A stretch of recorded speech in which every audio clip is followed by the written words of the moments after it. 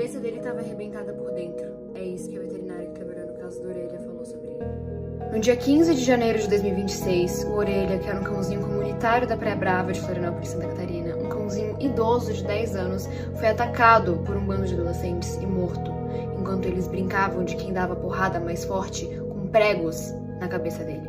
Depois de ser agredido na praia a pauladas por 4 adolescentes de classe alta em Florianópolis. E o nome de cada um deles. Eu não posso colocar a foto deles aqui porque eles são menores de idade, mas eu posso colocar um nome sim e deixar claro que eu nunca mais vou esquecer do rosto de cada um e eu nunca mais vou esquecer do nome de cada um. O que vocês puderem compartilhar sobre a Orelha, não precisa ser esse vídeo, mas o que vocês puderem compartilhar, compartilhem. Não deixem esse assunto morrer, vamos fazer isso chegar nas grandes mídias e vamos fazer com que a Orelha tenha justiça.